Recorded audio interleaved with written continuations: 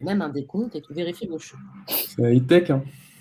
Et Bonjour à tous, bienvenue dans cet épisode numéro 2 de Limpide Focus. Aujourd'hui, on accueille du beau monde. On est en compagnie de Christina Gomez qui travaille à l'agence et de Pierre Mallet, notre premier invité externe.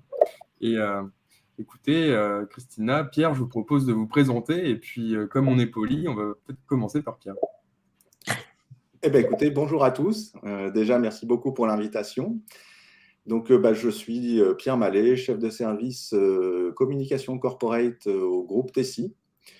Et donc, notre mission à la com corporate du groupe, c'est principalement de valoriser la marque Tessi au travers de toutes ses formes, aussi en tant que marque employeur, que marque engagée, que marque protégée, etc. Et puis, en 2 mots, Tessi, c'est quand même une belle société, on va dire aujourd'hui, puisqu'on est sur 13 pays au niveau international.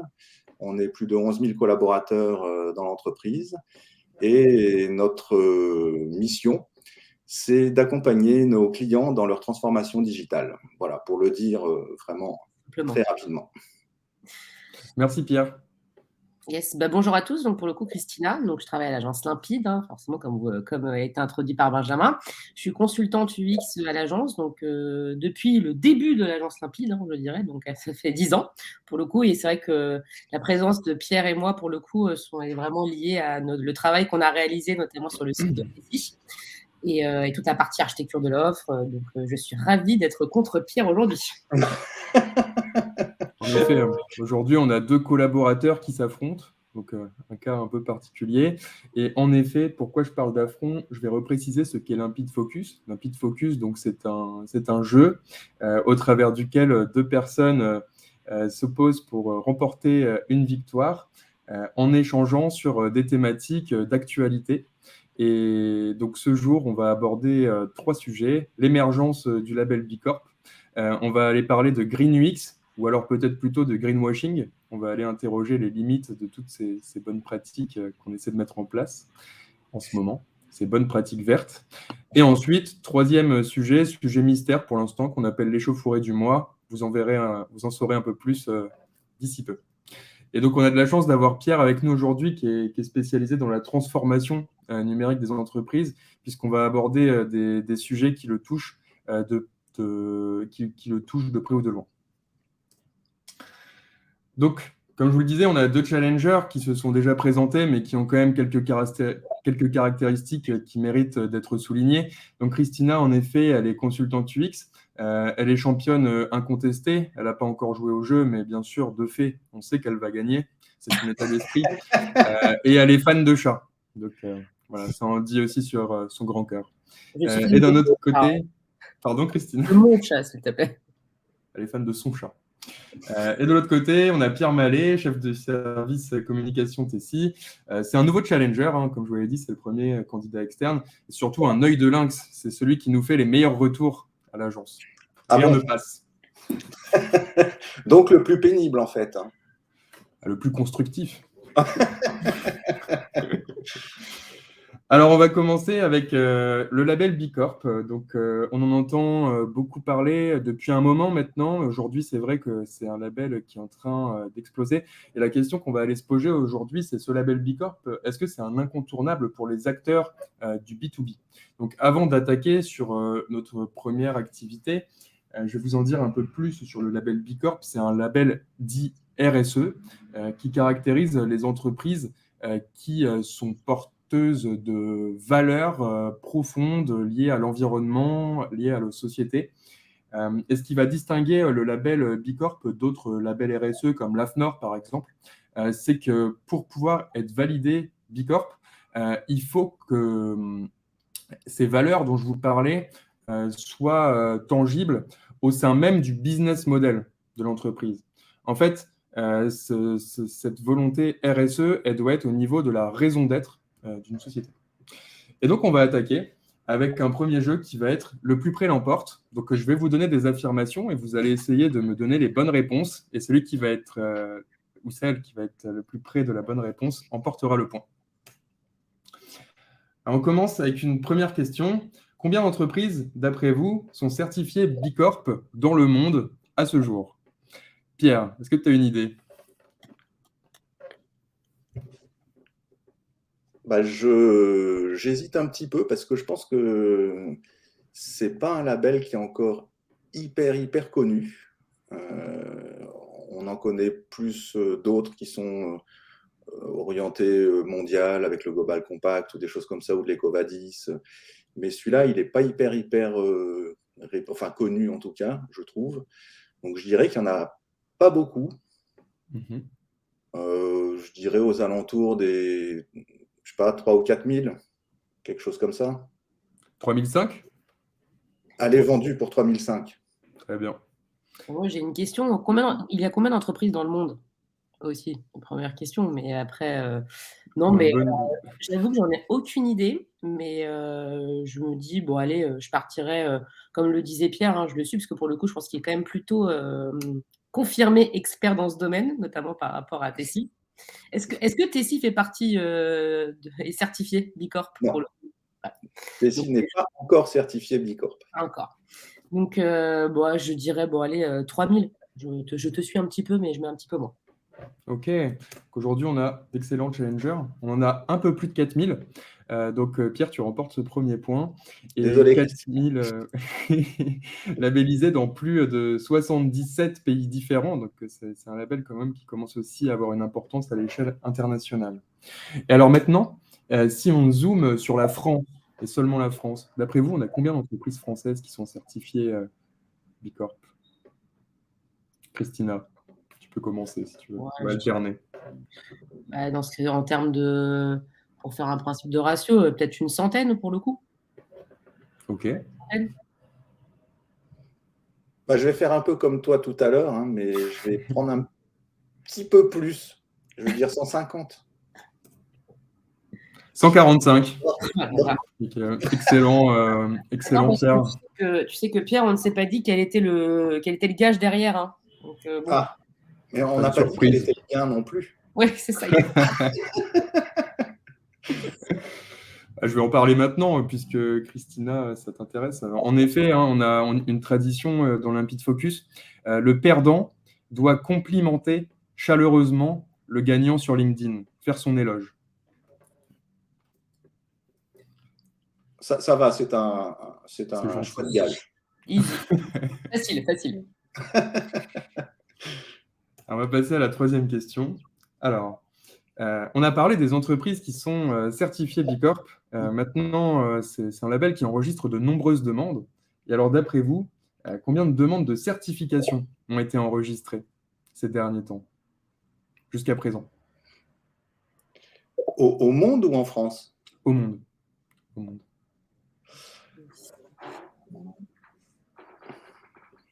Moi, je dirais que comme c'est un label qui ne doit pas être facile à obtenir, si on en a 4000 au monde, je vais dire qu'il y en a au moins 5 fois plus qui ont dû faire une demande de certif. Donc, je dirais au moins 20 000. Très bien. Ouais, pour aller, je vais partir à la hausse par rapport à toi, hein, pour le coup, en termes de certification. Comme tu le disais, de toute façon, c'est un certificat qui, pour le coup, n'est pas encore vraiment connu, notamment par rapport à ceux Global Impact et EcoVadis. Donc, je dirais peut-être un peu plus, quand même, plus 50 60 000. Très bien. Alors, le reveal, on on est sur 100 000 demandes enregistrées dans le monde jusqu'à présent. Donc, vous voyez, le delta est quand même assez élevé. Hein. On a des piles administratives assez grandes sur les tables des responsables du label Bicorp. Et donc, Christina, tu remportes ce point. Donc, on a terminé pour la première activité. Pour l'instant, c'est Pierre qui mène avec 2 points contre 1. Et ce que je vous propose, avant de passer à l'activité, au sujet suivant, c'est qu'on en discute rapidement de ce label Bicorp et qu'on parle même de label RSE plus largement. Et il y a une question que je voulais poser à Pierre, c'est est-ce que vous, en tant qu'acteur dit B2B, C'est des questions que vous vous posez en ce moment. Est-ce que ce label Bicorp, vous y réfléchissez? Est-ce que vous avez l'ambition de l'obtenir? Et est-ce que lorsque tu échanges avec des personnes qui évoluent dans un secteur similaire au tien, c'est un sujet récurrent?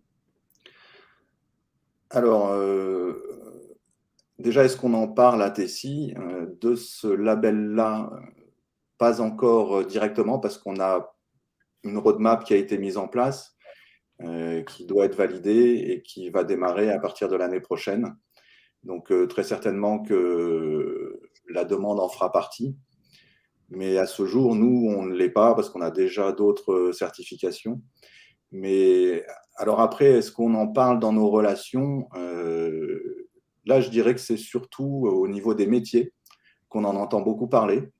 C'est un petit peu aussi ce qui a été le levier il y a quelques années d'un lancement d'une grande campagne accès RSE au sein de Tessie, parce que les commerciaux, entre autres, répondent souvent à des appels d'offres, à des marchés dans lesquels on doit nécessairement présenter Tessie en termes de chiffres, en termes de savoir-faire, etc.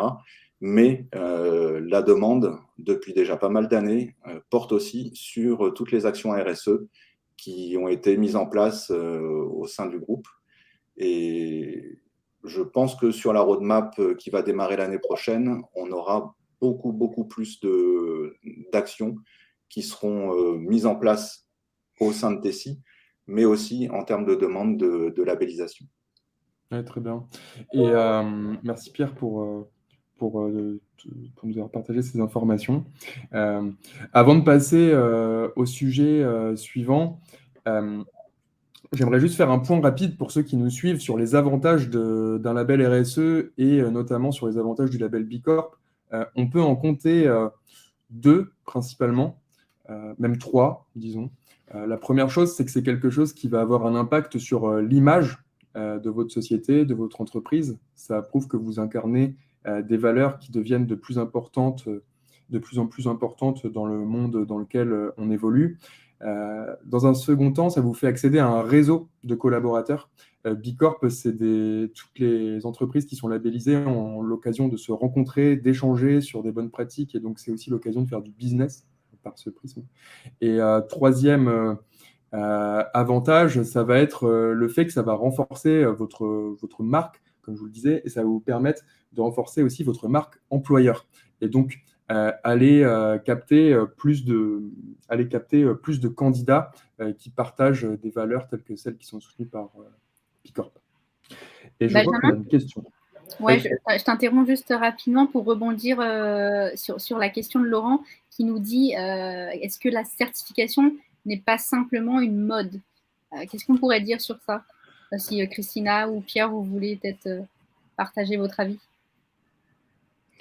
De mon côté, moi je dirais que non, c'est pas simplement une mode, hein, tout simplement parce que par les temps qui courent, on le voit bien, l'éco-responsabilité de tout un chacun devient très importante. Et pour moi, ça me paraît un point incontournable. Donc je pense qu'on est au-delà de justement l'effet mode. Et ouais, ce genre de label existe depuis, à mon avis, pas mal de temps, quoi. Ça date pas d'hier, je pense. Comme tu le disais, pour le coup, Pierre, je pense que ce label vient compléter un peu ce déjà existant, le Global Impact et les Cocovadis, que finalement, on ne remet plus en question. Et comme il est peut-être plus récent, au final, c'est juste une ouverture finalement pour avoir des certificats, certes complémentaires, mais au final, il faut répondre quand même à certains critères. Donc, je ne pense pas que ce soit juste une mode et ni le RSE washing, hein, pour le coup, parce que je suppose qu'au final, si on ne répond pas aux critères, cette certification, on ne l'a pas. Aujourd'hui, une certification, c'est un principe de label, donc je me dis qu'au final, on est vraiment dans un rythme et dans un mood, en tout cas, qui va vers le sens de l'éco-responsabilité globale, quoi. Oui, complètement. Et pour faire écho à ce que tu dis, Christina, pour être certifié Bicorp, il faut faire l'objet d'audits répétés. Et encore une fois, il faut avoir des valeurs sociales au sein même de son business model. Donc, c'est quand même quelque chose qui est au fondement même des entreprises qui vont être labellisées et qui est destiné à vivre sur le long terme. Après, est-ce qu'il va y en avoir d'autres, des Bicorp? certainement. L'avenir nous le dira.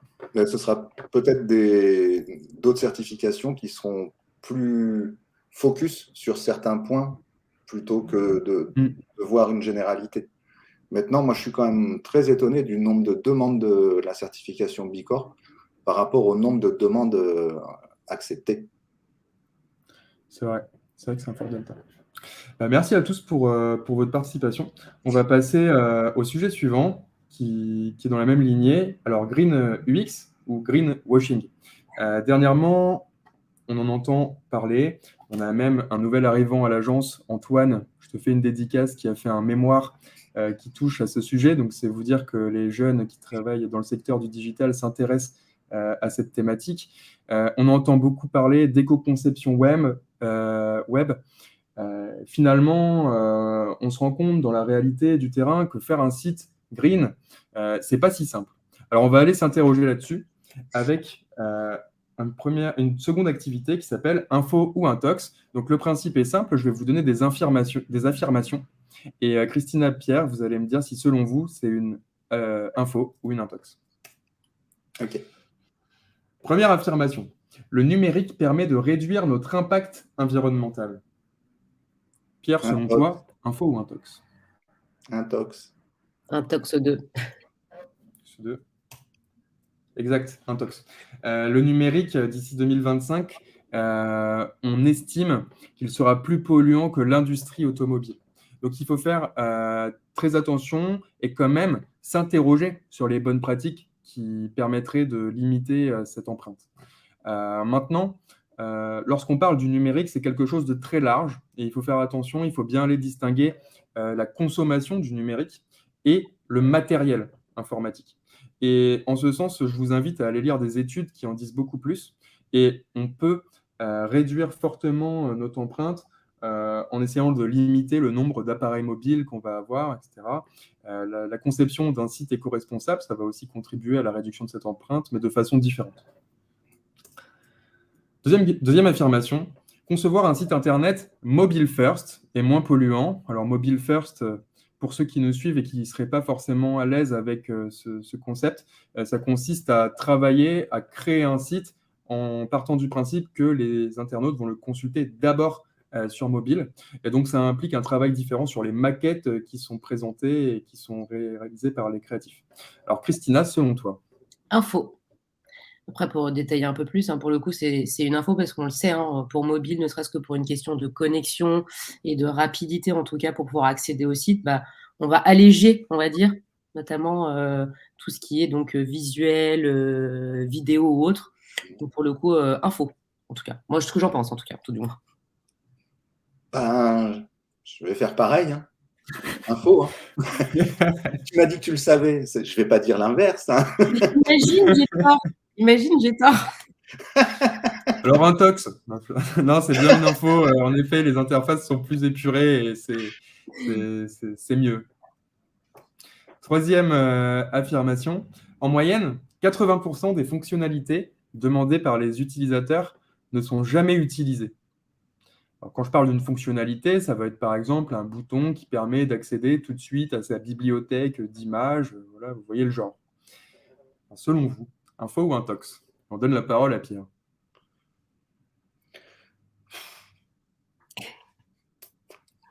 J'ai envie de dire intox. Parce que sinon, ça me ferait de la peine, tu vois.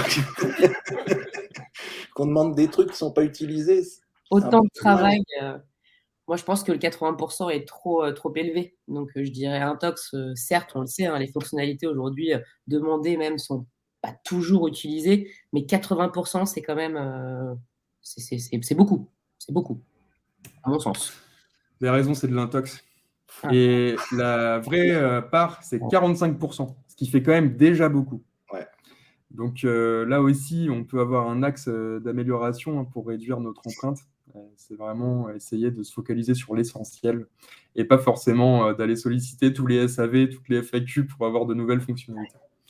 Donc voilà, on a fait un petit tour d'horizon. C'est un sujet qui est très vaste. Je vous invite à lire l'article qui a été publié par Naomi dans le chat, qui a été rédigé par les membres de l'agence, qui vous permettra d'aller beaucoup plus loin sur cette question qu'on vient de survoler sous forme de jeu. Et alors, avant de passer à la suite, je vous propose qu'on s'interroge sur cette question, concevoir un site éco-responsable, bonne pratique ou utopie. Peut-être qu'on peut donner la parole à Christina cette fois-ci. Est-ce que ça t'arrive quotidiennement d'avoir des clients qui te sollicitent pour créer des sites éco-responsables aujourd'hui? Pas du tout, parce que je pense que c'est pas dans les usages ni des utilisateurs, ni des entreprises. Donc, bonne pratique peut-être dans quelques années. Après, dire que c'est une utopie, non, parce que je pense qu'au bout d'un moment, on devra rentrer dans ce moule. Après, on le sait, en plus, nous, on est quand même une agence voilà, où on travaille sur des parcours utilisateurs, du design. Donc forcément, c'est toujours un peu plus compliqué de se dire qu'on réduit finalement le niveau même de design pour se dire voilà, qu'on va faire un site, on va dire, très simple. Donc certes, notamment en termes de SEO, c'est certainement plus performant, mais dans l'idée qu'on s'affranchisse de toutes les petites animations qu'on pourra mettre en place, je pense que le monde du digital n'est pas encore prêt, en tout cas à mon sens. Ouais, je Et ça comprends, en deviendra une effet. bonne pratique, je pense, avec le temps, et ça le devra, de toute façon. Et toi, Pierre, demain, si on vient chez Tessie et qu'on te dit ton site internet, il faut qu'il devienne tout noir, qu'on retire toutes les images, comment ça va se passer concrètement? Bon, on essaiera de trouver un juste milieu, de travailler en bicouleur. En bicorp? Sans images, ça peut le faire, hein, peut-être. Non, bah après, là, on vient justement, il n'y a pas très très longtemps, de rendre notre site accessible à tous. Et bon, on voit bien en testant certains handicaps, on se retrouve avec des versions de site parfois extrêmement allégées, puisqu'il n'y a plus aucun visuel, que tous les boutons deviennent énormes. Mais je pense qu'il faut arriver à trouver un juste milieu et ça doit être possible. Ça doit Oui, être c'est vrai. possible d'avoir une démarche qui soit une bonne pratique. Parce que comme disait Christina, de toute façon, à terme, il va falloir qu'on y aille tous. C'est pas innocent non plus qu'il y ait autant de labels, de certifications qui se mettent en place, parce que il faut déjà commencer par le monde des entreprises pour amener à changer un petit peu les usages de tout le monde, je pense. Moi, je pense qu'au bout d'un moment, même en termes de référencement ou autre, ça deviendra un critère obligatoire.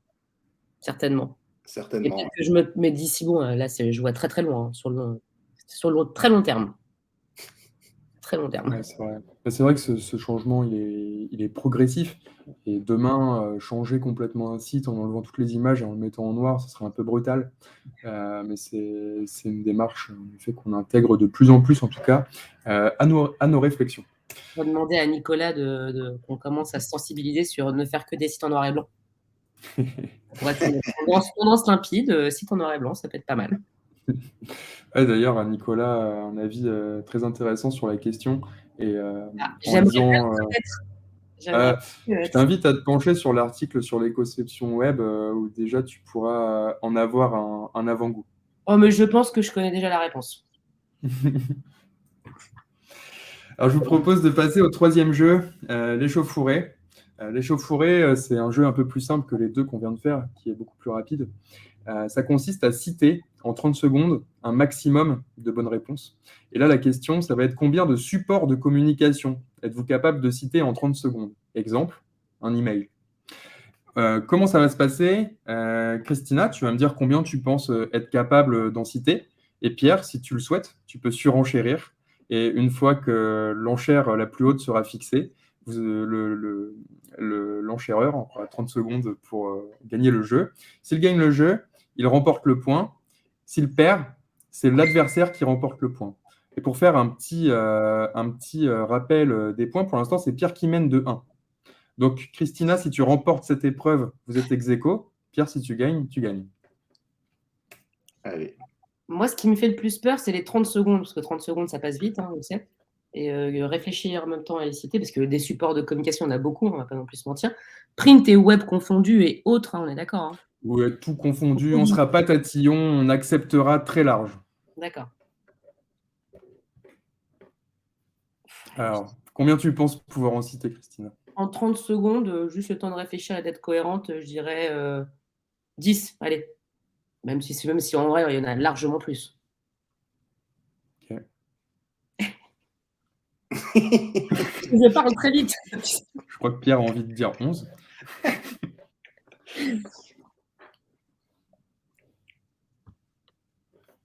Alors, Pierre, est-ce que tu as envie de surenchérir? mais oui. Allez, on va dire 12. On va pas prendre trop de risques. Hein. Moi, je te laisse la parole, Pierre. Ah bon, Ok. Et si tu en cites 12, mercredi 1er décembre, quand tu viens sur Paris, je te paye un coup avec Clémence, bien sûr. Avec plaisir. Ok, donc on va partir. En plus de l'éloge. En plus de l'éloge. Donc vous allez voir, on va avoir un chrono qui va démarrer Ça va vite. Hein. tout de suite. Allez, Pierre. Alors, email, télévision, radio, flyer, stand, plaquette, vidéo. On en est qu'à 7. Lettres. Très bien, très bien. Il ne manque que 4. Non, bah ça y est, j'y suis plus. Blog, newsletter, site internet, et pour compléter ta liste. Ouais, non, mais en fait, tu regardes le chrono tourner, c'est perturbateur. Faut pas. Ouais. Mais je sais que 30 secondes, ça va super vite. Donc pour le coup, le temps que tu trouves tes mots, etc. Parce qu'il y en a énormément des supports de communication, on va pas non plus se mentir. Hein, c'est quand même hyper vaste. La pression du direct. Ne serait-ce que ça. Hein. Non, mais Pierre, on sait que tu es très sympa et que tu voulais être ex aequo avec Christina. Donc, très bien. Donc, bravo à tous les deux. Ce que je vous propose, c'est de faire votre éloge tous les deux, du coup. Vous êtes tous les deux excellents. Et merci pour votre participation à ce deuxième Limpide Focus. Et je vais repasser la parole à Naomi si tu souhaites dire un mot de la fin. Bien sûr, juste pour terminer, il nous reste 4 minutes, donc on a le temps de répondre à la question de Cyril. On revient un petit peu sur le sujet de l'éco-responsabilité. Qu'est-ce qui, selon vous, va accélérer la conception de sites éco-responsables? Est-ce que c'est des événements? Est-ce que c'est justement, comme Christina, tu en parlais, que ça devienne un critère de référencement?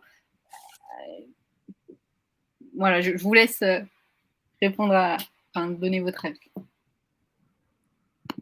Bah, vas-y, Christine. Écoute,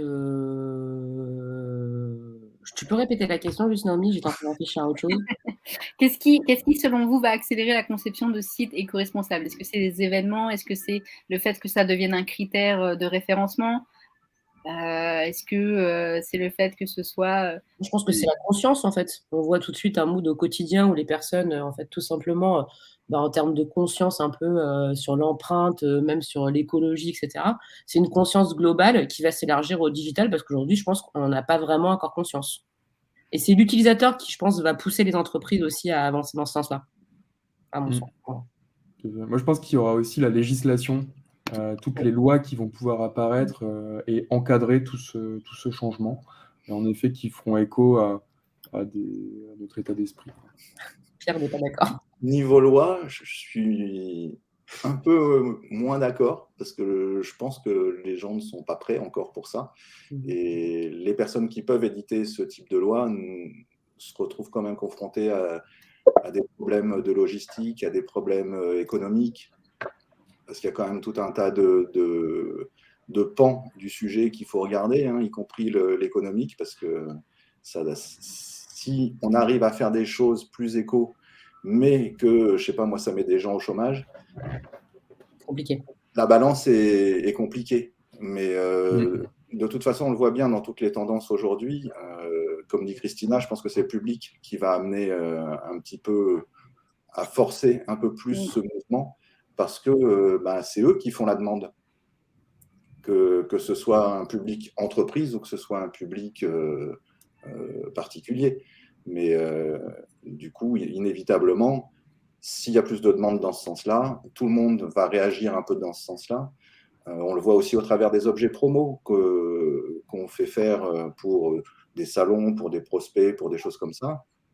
De plus en plus, on demande à avoir des produits d'objets promos qui soient éco-responsables, enfin en tout cas à minima possible.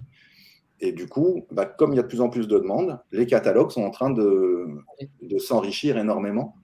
de tout un tas de choses, quoi. Donc, je pense que le mouvement, il est déjà bien engagé. Qu'est-ce qui va le faire s'accélérer? Peut-être l'actualité, tout simplement, hein, et notre climat qu'on subit tous aujourd'hui. Tout à fait. Très bien dit. Merci pour vos réponses et merci à tous pour votre participation. Un grand merci à Merci à toi, vous. Pierre, d'avoir été avec nous. N'hésitez pas si vous avez des sujets que vous souhaitez qu'on aborde pour le prochain focus qui aura lieu du coup l'année prochaine en 2022. Et voilà, n'hésitez pas à nous dire s'il y a des sujets qui vous intéressent et on les intégrera à la prochaine présentation. Merci à tous, passez une excellente journée et à Merci bientôt. beaucoup. Merci, Merci, Pierre. bonne journée. Merci à toi aussi.